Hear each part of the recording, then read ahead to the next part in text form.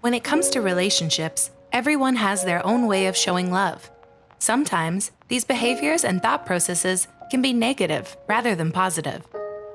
According to a study, children who had a secure relationship with their parents growing up tend to have better interpersonal relationships later on, while children who had more unstable relationships are more likely to have unhealthy behaviors and instability in relationships. Dr. Milan and K. Yerkovich determined that there are 5 different love styles that often are determined by your childhood. So what does each love style say about your childhood? 1. The avoider. People with the avoider type love style often come off as distant or unengaged. They don't allow themselves to feel emotions in order to protect themselves and often feel uncomfortable when other people around them get emotional. Avoiders value their personal space away from other people. If you have the avoider love style, as a child, you may have grown up in a home that didn't show a lot of affection, that put more focus on being independent and self-reliant.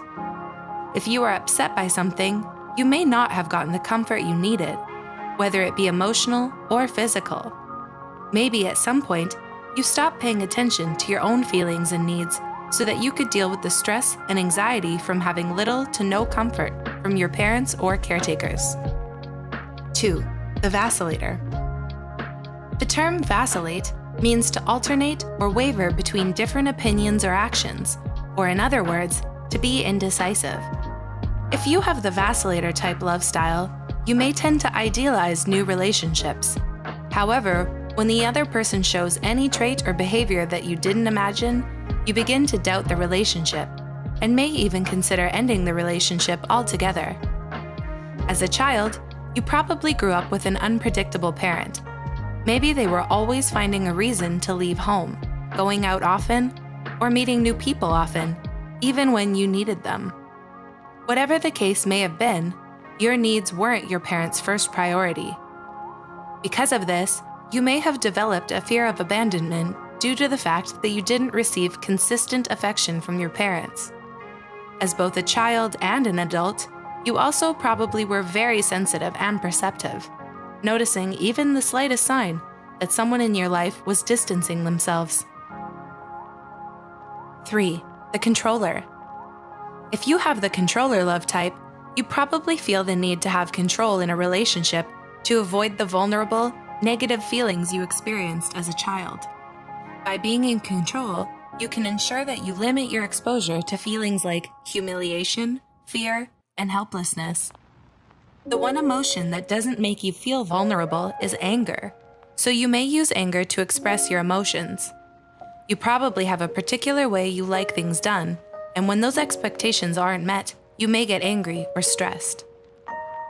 If you identify as a controller, you probably grew up in a home where there wasn't a sense of protection.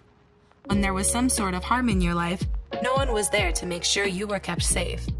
You didn't like stepping out of your comfort zone and did whatever you could to keep yourself from experiencing negative feelings.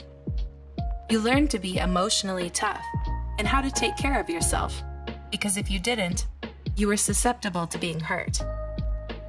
4. The pleaser.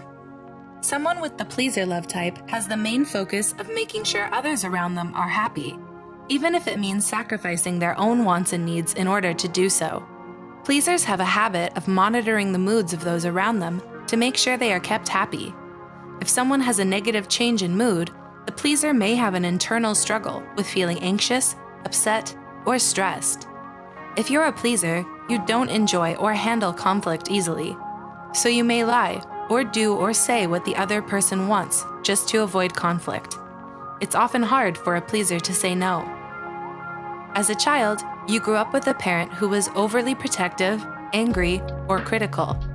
They may have had overly high standards they wanted you to meet, and if you didn't do as well as they wanted, you wouldn't get a positive response from them.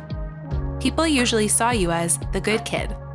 Rather than receiving comfort from your parents, you may have actually been giving them comfort when they were being reactive or apologizing for things that were out of your control.